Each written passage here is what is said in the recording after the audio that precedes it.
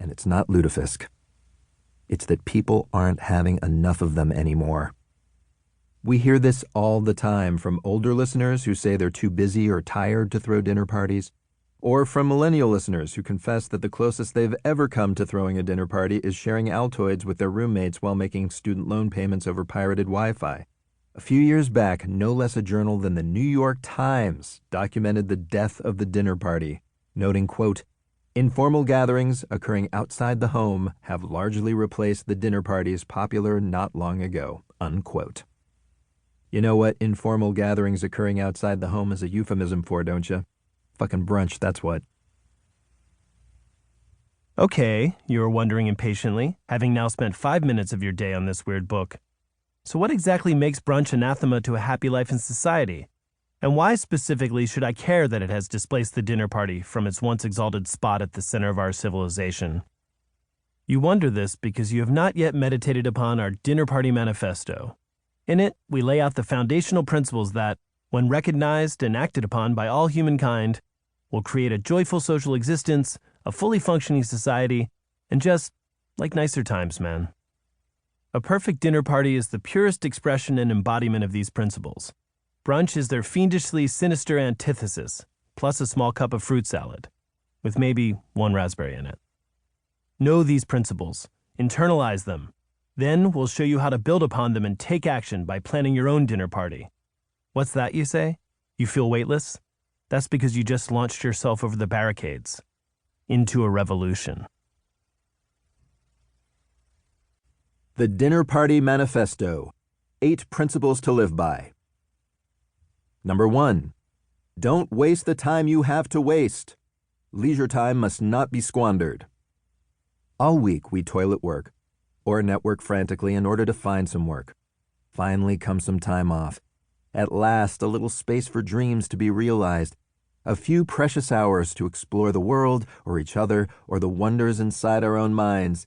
And what do we blow a big chunk of it on? Brunch, adulthood's booby prize. After brunch, any chance to use the day fruitfully has been drowned in hollandaise. Slouching out of the bacon hall long afternoon, we are tired, heavy, and limp, like an overdressed side salad. That screenplay you were thinking of penning? It has been preempted by a Bloody Mary-fueled food coma. That hike with the kids you thought you were going to take? You'll do it next weekend. That is, if you're not seduced by another freaking brunch.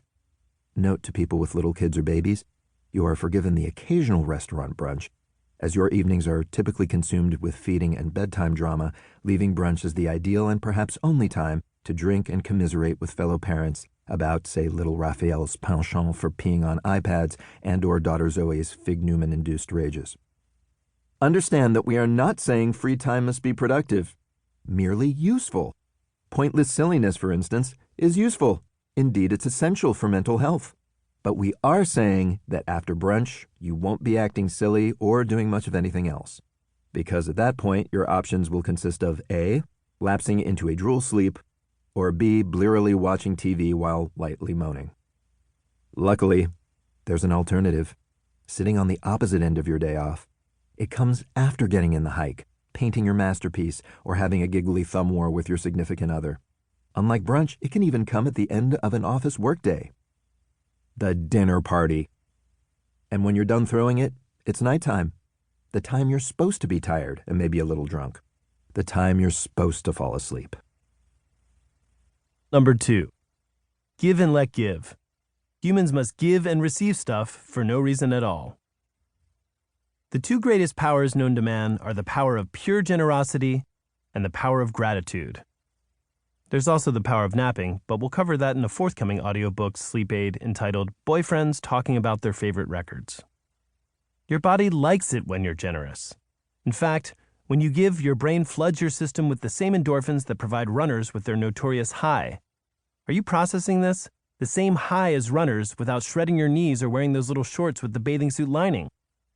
Your body also likes to experience gratitude. Scientist Robert A. Emmons studied 100,000 volunteers and learned that people who are truly grateful for what they receive enjoy stronger immune systems, lower blood pressure, better sleep, more joy and pleasure, and more optimism and happiness.